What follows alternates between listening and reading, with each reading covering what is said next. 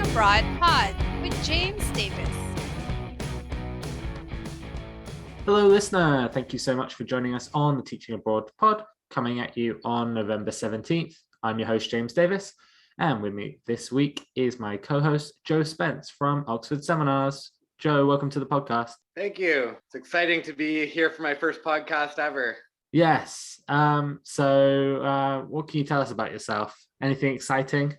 I am quite into fishing. That's probably my big hobby. Yeah. I just got back from a trip to the Fraser River, and we were catching 6 and 7 foot sturgeon. Nice.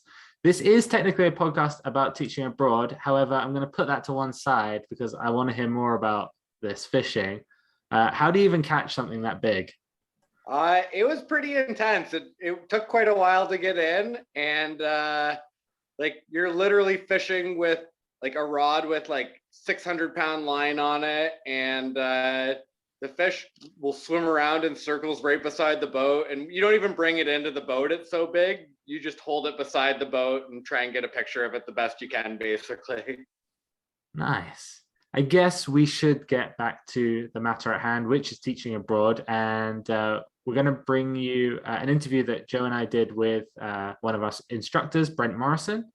But first, we're going to have a quick word from our sponsor. With Oxford Seminars, starting your new career teaching ESL couldn't be easier. Oxford Seminars has trained more than 70,000 teachers over the past 20 years, and you could be next. Their comprehensive 120-hour program starts with live instruction from an experienced ESL teacher, followed by convenient online modules. If your goal is to relocate overseas or even teach from the comfort of your own home, Oxford Seminars' renowned lifetime job placement service will get you where you want to be.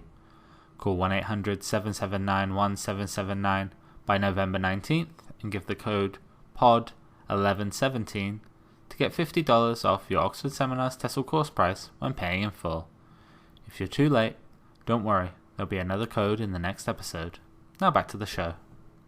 It is my great pleasure to welcome back Brent Morrison to the podcast. Brent is a teacher, writer, and has been inspiring the next generation of ESL teachers as an Oxford Seminars instructor since 2007. He holds a B.Ed and a degree in cognitive neuroscience. His teaching exploits have taken him to South Korea, and more recently to the Czech Republic and even Taiwan. Brent has traveled throughout Myanmar, Thailand, Laos, Cambodia, Vietnam, the UAE, and many more places. So we look forward to picking his brain for the top places to travel and teach when the world gets back on its feet. Brent, how are you doing? I'm great. Don't prick my brain too hard, but pick away. I think we have a pretty good editor these days, so I'm sure we'll get rid of that. Technology so, works wonders.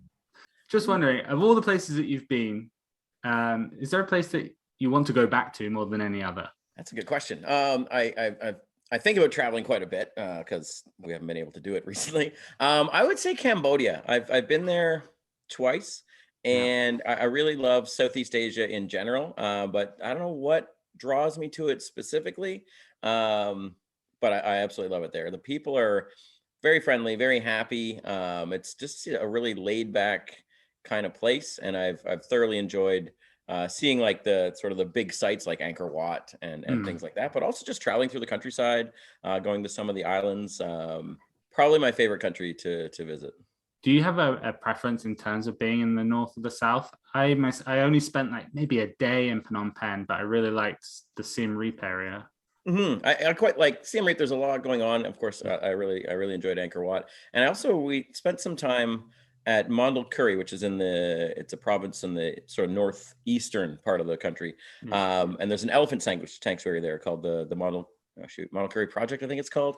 I'll send you the actual link to it. But they rescue elephants that have been working or in the circus or whatever, and they just have like however many 100 acres of just nature, and the elephants just live there. So, and you get to go walk through. They call to them and have bananas for the elephants. So hopefully an elephant comes and hangs out.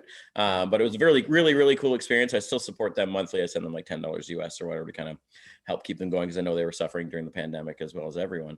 But I really like that region as well. It's a little bit more, a lot of Cambodia is fairly dry and dusty, like some of the more southern areas. It's a little bit more lush there, and just a little bit off the beaten path. It's a little bit of a different experience. So yeah. And what was the difference between teaching in a country versus just traveling through it? The length of time you're there. Teaching is such a wonderful experience because you go and live there, whether it's a 1 year contract, which is pretty standard, or 6 months or even 3 months. You're there for like an extended period of time. You're going grocery shopping. You're living sort of your normal life in a different culture. So I really enjoy that. I think you get to immerse in it. You really learn the country. You get, I think, a lot more out of it. As a tourist, you're going to hit the major sites, and it's a much more relaxing experience, and you're going to have fun and maybe party or whatever your plans are. But it's you just don't get to go as in depth as you do when you go and live and teach there. So yeah, I think that's a great way to really experience a culture. We'll get more onto traveling a bit later, but I just want to dig into the culture of teaching. So, most people kind of maybe stick to one location or a couple of locations, but, you've taught on multiple continents. Do you see differences by country, by continent? Are there any commonalities between all these places? Yeah, I would say that there are differences between every country, but there are also sort of generalized things that would be kind of continental. So like Korea and Taiwan are different, but more similar to each other than, say, the Czech Republic and Taiwan are. Of the places I've taught, including Canada, I enjoy teaching in Asia. I find the students are more attentive and I guess more respectful is the word for it. I really felt like the teacher still holds kind of a more elevated position in the classroom, whereas certainly here in Canada, it's not always the case. The students can be a little rough. So yeah, I found, especially in Korea, I worked at a Hagwon, like an after-school academy, and my students were excellent. I know everybody has different experiences, and the school culture will play into that because it's not your actual elementary school, but our students were fantastic. I mean, they had wild days, of course, but there seemed to be an eagerness to learn, and I noticed that in many of the places I've taught ESL, there's an eagerness to learn the language, to learn English. I think they see the usefulness of it, for traveling or for work or whatever it is. It's something that a lot of people seem to be driven to learn, so that helps the classroom experience. Is there a country or countries that you haven't been to yet that you really want to travel to? Okay. For travel itself, and even possibly down the line for teaching, Africa. I've never been to anywhere in Africa, so I'd really like to go there.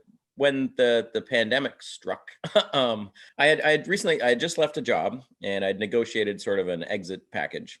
And my plan was to take a portion of that and go travel. This was in February of 2020. So the world had other plans for me, and I'd never actually got to do it. But I have a friend from Tanzania, and he said that his family would welcome me there, and they'd be happy to show me around. So I thought that would be fantastic. Go there. Zanzibar is nearby. It's a beautiful place. I also have another friend from Ghana, so I thought I could maybe build like an African adventure, because that's something I haven't done. I'd love to go to India at some point as well. We went to Southeast Asia and then kind of skipped over the Indian subcontinent to go to the Middle East. Those two for sure. I had actually had a trip lined up to Ecuador, and everything was prepared. A friend of mine here, she has family on both the Andean side in the mountains as well as in the Amazon, in the jungle. So I could have stayed with each of them for probably a week or two. Would have been a fantastic experience, but it was just as before things really shut down, but you could sense the pandemic was becoming something, and I ended up canceling those flights because I was concerned that I'd end up there and not be able to come home. So all of my travel plans kind of got scuttled by the pandemic, but I would certainly love to take the opportunity if I can reach out to both friends' families in Tanzania as well as in Ecuador and go see those places for sure. That sounds amazing. Now, I haven't traveled very much myself. You and James certainly have a significant more amount of travel experience than me, but I would like to. So what advice would you give me? So I have some sort of, like, I will call it spiritual advice and then practical advice. So obviously, wherever you go with an open mind and don't just focus on the touristy areas. Obviously, there's a reason those places are popular. If you're in Cambodia and you don't go to Angkor Wat, you've really missed out on something. Same as if you go to Italy and you don't go to Rome, But try to find some smaller communities, a little bit less traveled areas. Maybe find a hostel you can stay at, and do that. Go to the markets and just kind of immerse yourself in the culture and country. I think it's a more rewarding experience than if you just like book a hotel room on the beach, and those blend together. There's some differences, but if you're in a large hotel on the beach in Mexico or in the Dominican Republic or wherever, it's not that much of a culturally different experience. The practical advice for about 2 to 3 weeks before you go anywhere, load up on probiotics. Start taking probiotics, and that will help you deal with gastrointestinal distress that is fairly common wherever you go. Yeah, and try the food. That way you've preloaded your body with some healthy bacteria to help you out, and that way you might be more adventurous to try some of the street food and all the cuisines and stuff. I love watching Anthony Bourdain's show about traveling and eating. Like my favorite thing of going to new countries is to try the food. Are you sold, Joe? I'm going to go somewhere. I just have to I'd have to come up with a plan. Where would you like to go if you had to pick like a region? Is there like a continent? That's a pretty loaded question for me because most of my plans for travel involve some sort of fishing. I figured so. So I do yeah. have a couple things on my list that I would like to catch. I do want to do some shark fishing, barracuda, tuna is on the list for sure. So those are a couple of them. And then there's a couple places I want to go to in South America as well that I really want to do some exploration and fishing there.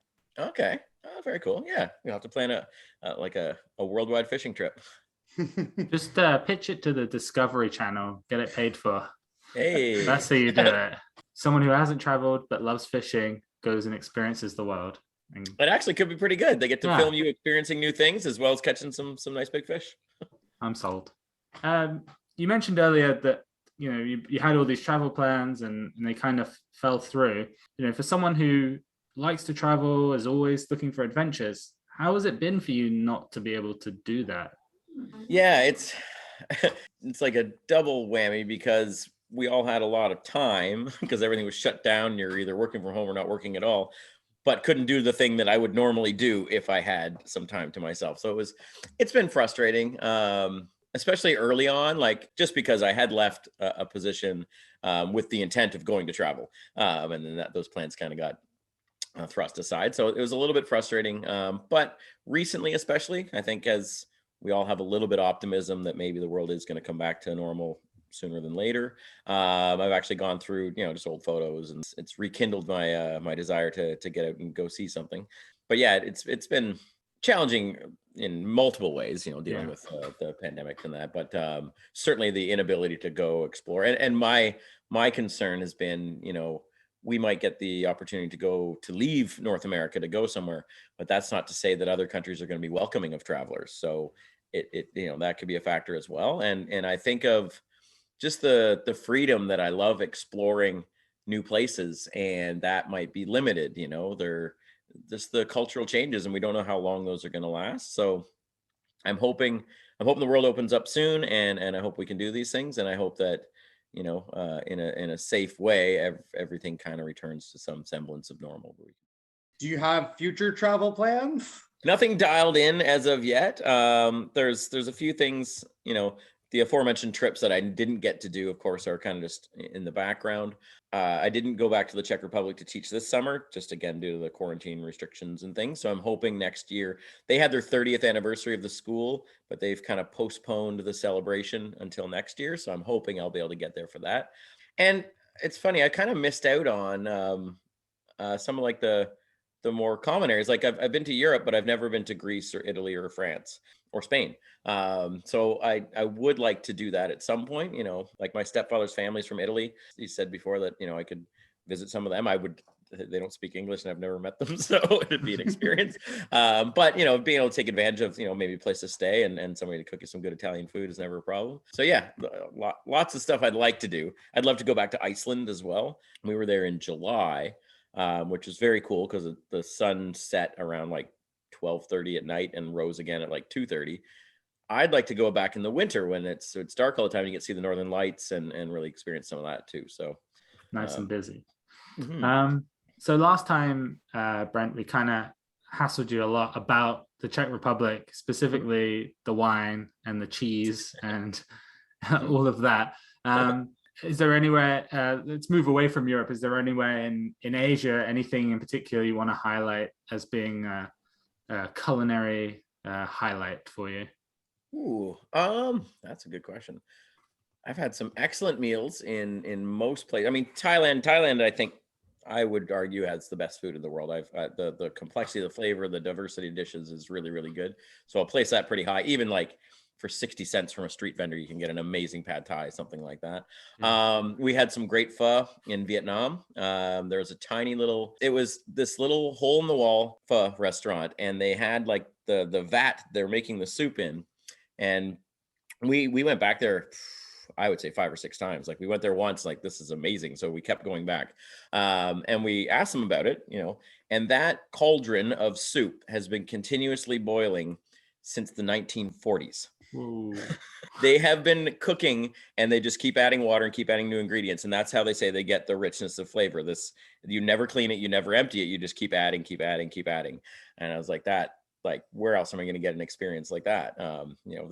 This soup's been literally simmering for 50 years. That was an incredible dish. And again, literally like it maybe could seat 6 people in there, just little plastic stools, and like you could easily miss it. And we just lucked out that we happened to go to that one. And I want to go back to Hanoi so badly. Like, it's unbelievable. For me, that's my favorite food. I think Vietnamese, just unbelievable. It is like they do so many like they do the soups and things very well, noodle dishes, of course. But then because of the French colonial influence, like sandwiches, like banh mi's, like they make excellent bread and fantastic coffee. It's very different than the rest of Southeast Asia in that way, I find. Most places I went in Asia, the coffee was okay, but in Vietnam, it's amazing. Yes. Yeah. How do you feel about egg coffee though? It was a unique experience. I quite liked it. It was neat to watch the whole process, and that sort of like almost like a curdled custard, I guess it turns into. I thought it was pretty good. You're not a big coffee guy, are you, Joe? So I do not drink coffee at all. But what if coffee? What if it had egg in it? I will eat a coffee crest. That'll do. That's a fair compromise. Before we let you go, Brent, I do have a more serious question than Joe's coffee tastes. We like to ask kind of a big question for the final question of the podcast. From your perspective, how do teachers make the most of their experience overseas? Get out and do things. Go for walks. One of the pieces of advice that I give to my students and anybody going to learn your neighborhood, I would just go for a walk every day in sort of an expanding circle, kind of learn your block, learn a little bit more. Don't get lost. I mean, I got lost a few times, but, and just keep doing that and get to see all the little shops and the little markets and the food vendors and stuff, even in your immediate area, and then take that and expand it to the rest of the experience. It's easy sometimes, especially if you've gone by yourself, you might get homesick, you're nervous, maybe you've made a cultural faux pas, or you've done something, or things are challenging. The culture shock is very real. And there can be a temptation to kind of hole up at home and only go to like more Western style restaurants maybe, or go hang out with just your teachers and things, and really try to shake yourself loose from that tendency. It's fine. Have some good comfort food that reminds you of home. Absolutely. But get out and remember why you're there. Partly you might be there to pay off debts or whatever else, but really you're there for this adventure to go see and experience a new culture. And it's almost like a daily reminder to try to do that at all times. I did a relatively poor job of learning the languages of places I was. I got lazy. I got to the point where I could get by. I could order food in a restaurant and, give directions in a cab. And then I didn't go much further. I really regret that. I wish I had spent a little more time taking some language classes. But even still, with the limited amount of language that I could pick up, or a phrase book or Google Translate, like now you can take a picture of text and it'll tell you what it says. So many opportunities to get out, and you don't have the barriers that were once there. So it's much easier to get out and be a part of the culture that you're in. Thank you very much. One more thing, if you could just tilt your head forward. Toronto Raptors. That's right. 5-game winning streak. We're going to make the playoffs. Nobody expected that this year. Scotty Barnes is a revelation. Actually, that was going to be my question. Is he going to be rookie of the year? He better be. I did see a rookie rankings. I read 2 rankings. One was yesterday. He was ranked number 1 of the rookies with Evan Mobley shortly behind him. That's fair, I think. And then I saw NBA power rankings, and the Raptors were ranked 8th, which nobody had any expectations coming into the season. So that's unbelievable. So this could be the beginning of something really good. And we just finished something really good with Kyle Lowry's era. Transitioning from one good thing to the next good thing is a pretty good place to be. Go Raps, go. All right. And thank you so much for coming on the podcast again, Brent. And hopefully this is not the last time. Hopefully not. I quite enjoyed it. Nice to see you, Joe. You as well. Great to talk to you as well, James. And invite me back anytime. Happy to talk. All right. Take care. All right. See ya. Thanks. And thanks so much again to Brent Morrison for taking the time to speak to us. Thanks to Joe for being a wonderful co-host. Before we leave you today, though, we do have another treat, and that is a JPS update from Alex. Alex, what have you got for us this week? Yeah, James, we've talked before about the growth of online teaching opportunities with schools and organizations based in Latin America recently, and that's been a positive growth in the job market for English teachers, especially those based in North America, as it means they don't have to schedule lessons across vastly different time zones, and it's also brought the hourly wage for the region into a more competitive space, which is great. And now what we've been seeing is this development where some of the schools in countries like Costa Rica and Peru have basically decided to adopt this model on a permanent or semi-permanent basis. So meaning that they plan to continue online classes permanently, indefinitely, even if they do transition back to some in-country classes, in-person classes, they're not going to do away with the online. They're going to keep it and maybe have a hybrid model of both. We also have a partner in Chile who've decided to try something even a little bit more different. So for 2022, they're hiring teachers to come to Chile for in-country teaching, but they'll still be teaching online. So the benefit they've told us of this is that teachers don't have to be based in Santiago to do this. They can arrive in Chile, get their training, and then basically live in the town or city of their choice in Chile, as long as they have a stable and reliable internet connection. So a lot of teachers have been choosing to live down at the coast and teach from there. These would be all adult classes, business classes. So they've done away with the young learners classes for this. So I think they're finding it's more popular with the adult classes. So yeah, between Costa Rica, Peru, and Chile, it looks like online teaching is here to stay for Latin America, at least for the time being. Though hopefully there will also be a range of new in-country opportunities again opening up in 2022. Awesome. Thank you so much, Alex, for that update. And thank you, listener, for tuning in to the Teaching Abroad pod. We'll be releasing new episodes every other Wednesday. If you enjoyed this episode, please be sure to like and subscribe and share it with your friends. Remember, you can find us on YouTube, Spotify, Apple Podcasts, Amazon Music, Stitcher, anywhere you can find a good podcast. If you have any great ideas you'd like to hear us discuss in an upcoming episode, please leave them in the comments on YouTube or send them on Facebook, Instagram, or Twitter at Oxford Seminars. Failing that, you can email us at teachingabroadpod@oxfordseminars.com. Have a great day.